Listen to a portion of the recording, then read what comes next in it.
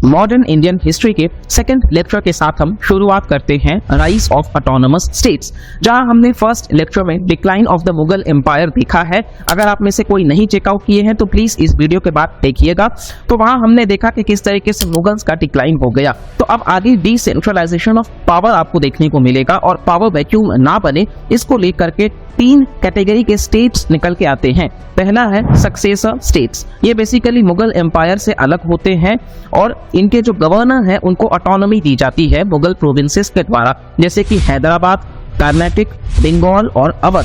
Second category new states का है, जहां के जो लोकल रूलर्स थे बेसिकली वो मुगल अथॉरिटी के खिलाफ रिबेलियन लेकर के आते हैं और ये वो स्टेट्स हैं जिसमें रिबेलियस मराठास, सिख्स, जाट्स और अफगान शामिल हैं। और थर्ड है इंडिपेंडेंट स्टेट्स, जो बेसिकली मुगल एम्पायर का नॉमिनली कुछ हिस्सा हुआ करता था और 18वीं सेंचुरी आते आते वो कंप्लीटली आजाद हो गए। यहाँ अगर हम बात कर ले तो मैसूर, केरल और राजपूत जैसे स्टेट्स शामिल है। तो चलिए हम सबसे पहले हैदराबाद के साथ में शुरुआत करते हैं। तो स्टेट ऑफ हैदराबाद को फाउंड करा गया था 1724 में पावरफुल नोबल दुरानी ग्रुप के उनके इंपीरियल कोर्ट कमरुद्दीन सिद्दीकी के द्वारा। इनको चिन किलिच खान का टाइटल औरंगजेब ने दिया था, निजाम उल मुल्क का फारूक सियार ने और असफ जाह मोहम्मद शाह ने। इनको निजाम उल मुल्क असफ जाह भी कहते हैं। और बेसिकली हैदराबाद बनाने का मकसद इनका ये था कि मुगल एम्पायर में काफी ज्यादा करप्शन था, तो उसमें ये बदलाव लाना चाहते थे, लेकिन वहां विफल होने के वजह से इन्होंने खुद का स्टेट एस्टैब्लिश करा।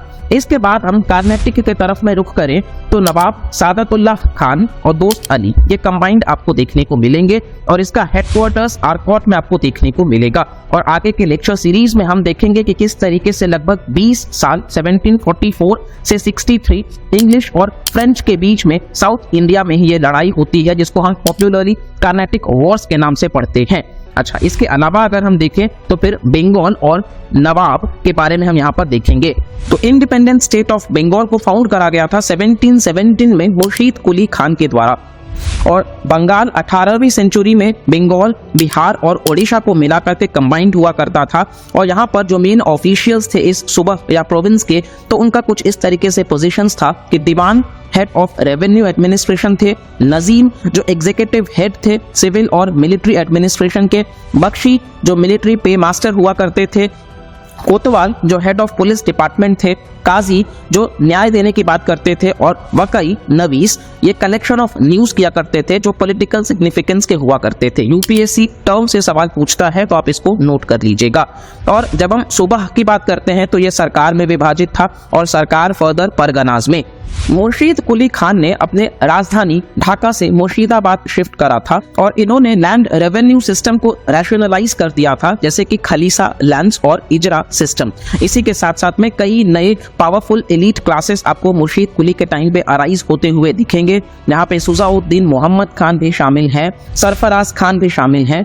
और सरफराज खान को अलीवर्दी खान जो डेप्यूटी गवर्नर थे बिहार के, उन्होंने बैटल ऑफ घेरिया में मार दिया था। और आगे चल करके सिराज उद दौला होते हैं, जहां पर बैटल ऑफ पलासी आपको देखने को मिल जाएगा कि ईस्ट इंडिया कंपनी के साथ कॉन्फ्लिक्ट जो फरमान ऑफ 1717 से और आगे चल करके फोर्ट विलियम के फोर्टिफिकेशंस के वजह से देखने को मिलता है। तो अगला जो है वो हम अवध के बारे में रुख करते हैं, जो स्ट्रैटेजिकली लोकेटेड था गंगा और हिमालय के बीच में, और ये वेस्ट में कन्नौज तक और ईस्ट में रिवर कर्मनासा तक फैला हुआ था। और यहाँ पर वाराणसी और इलाहाबाद जैसे डिस्ट्रिक्ट्स भी आपको देखने को मिल जाएंगे और दिल्ली तक ये आगे बढ़ता था। और ये एग्रीकल्चर और ट्रेड के लिए काफी इंपॉर्टेंट रूट हुआ करता था। और इसके फाउंडर सादत खान थे, जिनको बुरहान उन मुल्क के नाम से भी जाना जाता था। आगे चल करके सुजा उद दौला आपको देखने को मिलेंगे, जिनका role third battle of Panipat में आपको देखने को मिलेगा 1761 में। और फिर बैटल ऑफ बक्सर में जो 1764 में होता है, जहां combined forces Nawab of Bengal, Shuja ud Daula जो नवाब ऑफ अवध थे और मुगल एम्पायर जिनको डिफीट करा था अंग्रेजों ने, और अवध को बेसिकली वो ट्रीटी ऑफ इलाहाबाद के तहत अपने हिस्से में ले लिए थे। बाद हम देखते हैं कि असफ उद दौला चुन करके आते हैं, जो कैपिटल को शिफ्ट करते हैं फैजाबाद से लखनऊ, और ये काफी फेमस मॉन्यूमेंट बड़ा इमामबाड़ा भी बनाते हैं। अब हम रुख करते हैं न्यू स्टेट्स की तरफ, जहां सबसे पहले हम मराठास को डिस्कस करेंगे। तो हम सबको पता है कि किस तरीके से 27 साल तक वॉर लड़ा गया औरंगजेब के द्वारा 1681 से, और मराठास विश्वास रखते थे हिंदुइज्म में और रिलीजियस इंटॉलरेंस के खिलाफ थे, जो मुगल एम्पायर्स प्रैक्टिस करते थे। और आगे चल करके साल 1689 में औरंगजेब डिफीट करते हैं और मार देते हैं शिवाजी के पुत्र और सक्सेसर संभाजी को और कैप्चर करते हैं उनके पुत्र शाहू को। और वो शाहू को और उनकी मां को बड़े रिस्पेक्ट के साथ में ट्रीट करते हैं कि एक पॉलिटिकल एग्रीमेंट तक पहुंचेंगे। हालांकि शिवाजी के छोटे बेटे राजा राम के साथ उनकी लड़ाई कंटिन्यू रहती है और फिर उनके डेथ के बाद में ताराबाई जो उनकी पत्नी है वहां तक ये कंटिन्यू रहता है। आगे चल करके साल 1707 में औरंगजेब की डेथ हो जाती है और फिर मुगल सक्सेसर्स जो है वो रिलीज कर देते हैं शिवाजी के ग्रैंडसन शाहू को, इस उम्मीद में कि चलो हमारे रिलेशंस अच्छे एस्टैब्लिश होंगे। लेकिन मुगल्स जैसा एक्सपेक्ट किए थे, शाहू का जो रिलीज है उसके वजह से मराठास में दो हिस्सों में बट गया था। एक ताराबाई जो कोल्हापुर में लेड कर रही थी और दूसरा शाहू जो सतारा में लेड कर रहे थे। ताराबाई शाहू की आंट है, बेसिकली उन्होंने डिक्लेयर करा शाहू को एज एन इम्पोस्टर और वो रिफ्यूज कर गई शाहू को राइट टू सक्सेशन देने से। इसके वजह से लॉन्ग सिविल वॉर देखने को मिलेगा जहां पर शाहू अल्टीमेटली जीत जाते हैं क्योंकि उनको सपोर्ट मिलता है फर्स्ट पेशवा बालाजी विश्वनाथ का। अब हम देखेंगे कि मुगल सनद मिलता है 1719 में मराठास को, जहां वो चौथ यानी कि 1/4 ऑफ रेवेन्यूज और सरदेश मुखी यानी कि additional 10% of revenues entire Deccan से और कर्नाटका वाले रीजन से कलेक्ट कर सकते थे और इसको Magna carta of the Maratha dominion भी कहा गया। फिर इसके बाद हम देखेंगे सेकंड पेशवा बाजीराव 1 चुन करके आते हैं और ये ग्रेटेस्ट एक्सपोनेंट होते हैं गुरिल्ला टैक्टिक्स का आफ्टर शिवाजी। और इनका होप होता है कि मराठा फ्लैग जो है वो फ्लाई करेगा रिवर कृष्णा से इंडस तक। और इनके ही लीडरशिप में मराठास को कंट्रोल मिल जाता है मालवा, गुजरात और पार्ट्स ऑफ बुंदेलखंड। बाजीराव को कई बार सीवियर चैलेंज भी देखने को मिला था निजाम उल मुल्क डेक्कन से और 2 बार लड़ाइयां हुई, लेकिन दोनों ही बार निजाम हार गए थे और मराठास को उनको चौथ और सरदेश मुखी देना पड़ा 6 मुगल प्रोविंसेस का डेक्कन से। फिर 1733 में बाजीराव एक कैंपेन लेड करते हैं सिद्दीज ऑफ जंजीरा आइलैंड के खिलाफ और उनको वहां से वो हटा देते हैं। इसी के साथ साथ में आप देखोगे तो सलसिते और बसैन को भी कैप्चर कर लिया गया था। बाजीराव जो है वो ट्रांसफॉर्म कर रहे थे नॉर्थ की तरफ भी और उन्होंने फॉरवर्ड पॉलिसी लाया कि पंजाब से बंगाल तक मराठा इन्फ्लुएंस में रहा था बाई 1760। नेक्स्ट जो पेशवा है वो है बालाजी बाजीराव। इनको नाना साहिब के नाम से भी जाना जाता है और इनके ही समय में राजा राम ने एग्जीक्यूट करा था सैंगोला एग्रीमेंट, जिसके तहत जो सुप्रीम पावर है वो ट्रांसफर कर दिया गया छत्रपति शिव पेशवा के हाथों में और मराठा पावर जो है वो अपनी टेरिटोरियल जेनिथ पे था कटक से एटॉक तक। और मराठास को खैर थर्ड बैटल ऑफ पानीपत में 1761 में अहमद शाह अब्दाली ने हरा दिया था और वो यही समय है। अगले कुछ पेशवास में माधव राव, नारायण राव, रघुनाथ राव, जहां पर आपको बार भाई कॉन्स्पिरेसी देखने को मिलेगा, सवाई माधव राव जहां पर फर्स्ट एंग्लो मराठा वॉर देखने को मिलेगा और बाजीराव सेकंड देखने को मिलेंगे। तो सबको पता है कि पंजाब महाराजा रणजीत सिंह के समय में काफी एक्सपैंड करा। हालांकि 1809 में रणजीत सिंह के साथ में ट्रीटी ऑफ अमृतसर साइन करा गया ब्रिटिश ईस्ट इंडिया कंपनी के द्वारा, जहां पर यह कहा गया कि बेसिकली सतलज रिवर जो है उसके साउथ में महाराजा रणजीत सिंह एक्सपैंड नहीं करेंगे और महाराजा रणजीत सिंह को शेरे पंजाब के नाम से भी जाना जाता है। अब हम रुख करते हैं जाट्स के तरफ में। तो जो जाट स्टेट ऑफ भरतपुर राजस्थान में है उसको ले डाउन करा गया था चूड़ामन और बदन सिंह के द्वारा। अब हम रुख करते हैं इंडिपेंडेंट किंगडम्स के तरफ में, जहां पर शुरुआत हम मैसूर के साथ में करेंगे जो हैदराबाद से साउथ में और ईस्टर्न और वेस्टर्न घाट्स के जंक्शन पे आपको देखने को मिलेगा और ये विजयनगर एम्पायर के वाइस रॉयल्टी के तहत था। 18वीं सेंचुरी में मैसूर को रूल करा गया था वोदेयार किंग चिक्का कृष्णराज के द्वारा। इसके अलावा हैदर अली जो 1761 से 82 तक रहते हैं वो ओवरथ्रो करते हैं नंज राजा को और एस्टैब्लिश करते हैं अपना अथॉरिटी मैसूर स्टेट पर और उन्होंने फ्रेंच एक्सपर्ट्स को इंडक्ट करना चालू करा।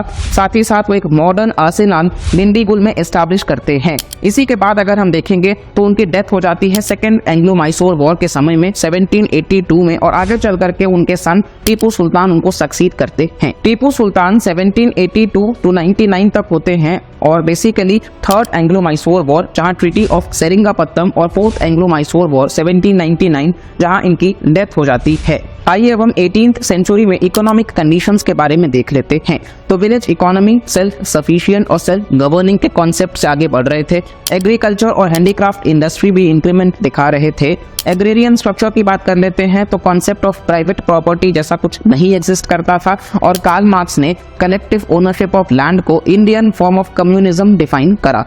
और अर्बन इकोनॉमी की बात कर ले तो 18वीं सेंचुरी में अर्बन और लोकल सेंटर्स में बहुत ज्यादा डिवाइड नहीं हुआ करता था। नेक्स्ट जब हम कंडीशन ऑफ इंडियन इंडस्ट्री की बात करते हैं तो टेक्सटाइल्स सेक्टर में आप देखोगे तो cotton manufacturers of Bengal, Gujarat और आंध्रा आपको देखने को मिल जाएंगे। Silk fabrics of Murshidabad, Lahore, Agra और वोलन शॉल्स और कारपेट्स आगरा, लाहौर और कश्मीर के काफी डिमांड में हुआ करते थे। साथ ही साथ आप देखोगे तो काफी एग्रो बेस्ड इंडस्ट्रीज भी फ्लरिश किए हैं, cotton and silk, dye, stuffs और शुगर। नेक्स्ट जब हम बात करते हैं माइनिंग और शिप बिल्डिंग का तो भारत में माइनिंग इनएडिक्वेटली डेवलप था, लेकिन इंडिया सेल्फ सफिशिएंट था आयरन में, और शिप बिल्डिंग जो है वो हमारा इंपॉर्टेंट और डेवलपिंग इंडस्ट्री था। लग्जरी गुड्स की बात कर लेते हैं तो ये भी काफी डिमांड में थे। साथ ही साथ में मैन्युफैक्चरिंग सेक्टर्स भी आपको देखने को मिल जाएंगे भारत में, और स्टैग्नेशन जो है वो इकोनॉमी को रिप्रेजेंट कर रहा था कि प्री इंडस्ट्रियल सेक्टर के वजह से। नेक्स्ट अब हम कंडीशन ऑफ इंडियन ट्रेड की बात करते हैं तो Bharat favourable balance of trade के साथ में आगे बढ़ रहा था, यानी कि भारत एक्सपोर्ट ज्यादा कर रहा था जितना हम इंपोर्ट करते थे, इस वजह से ट्रेड जो है वो बैलेंस ऑफ फेवर में था। और इनफ्लो ऑफ बुलियन भी आपको देखने को मिल जाएगा। साथ ही साथ में राइज हो रहा था मर्चेंट्स और बैंकर्स का, और काफी आइटम्स जो है वो एक्सपोर्ट किए जा रहे थे जैसे कि silk, indigo, saltpetre, rice, wheat, sugar, spices, precious stones और ड्रग्स। तो कंडीशंस की बात कर लेते हैं तो सोशल स्ट्रैटिफिकेशन आपको देखने को मिल जाएगा, और महिलाओं का जो स्टेटस था वहां पर पेट्रियार्कल माइंडसेट जो है वो ज्यादा देखने को मिलेगा, यानी कि इनइक्वालिटी। स्लेवरी का जो कॉन्सेप्ट है वो भी काफी प्रिवेलेंट हुआ करता था। और जब हम एजुकेशन की बात करते हैं तो उस कंटेक्स्ट में आप देखोगे एलिमेंट्री एजुकेशन जो है वो वाइडली पाठशालास और मकतब्स आपको देखने को मिल जाएंगे। हायर एजुकेशन भी आप देखेंगे जहां पर फ्रेंच ट्रैवलर बर्नियर जो है वो डिस्क्राइब करते हैं काशी या वाराणसी को as the Athens of India. Hindu Muslim relations की बात कर लेते हैं तो 18th सेंचुरी में इनमें काफी फ्रेंडली रिलेशंस हुआ करता था एक दूसरे को लेकर के। और आर्ट एंड कल्चर की बात कर लेते हैं तो जयपुर में सवाई जय सिंह जो हैं वो famous pink city of Jaipur बनाते हैं, और 5 astronomical observatories at Jaipur, Delhi, Varanasi, Mathura और उज्जैन में वो बिल्ड करते हैं। लखनऊ में हमने देखा कि असफ उद दौला जो है वो बड़ा इमामबाड़ा जो है वो बनाते हैं 1784 में। अमृतसर में आप देखोगे तो बेसिकली महाराजा रंजीत सिंह जो है वो भी रिनोवेट करते हैं गोल्डन टेम्पल। और केरल में आप देखोगे तो फेमस पद्मनाभपुरम पैलेस जो है उसको भी डेवलप करा जाता है। और लिटरेचर की बात कर लेते हैं तो उर्दू लैंग्वेज का स्प्रेड काफी देखने को आपको मिलेगा, और 18th सेंचुरी में फेमस उर्दू पोएट्स मिर्जा गालिब जैसे भी आपको देखने को मिल जाएंगे।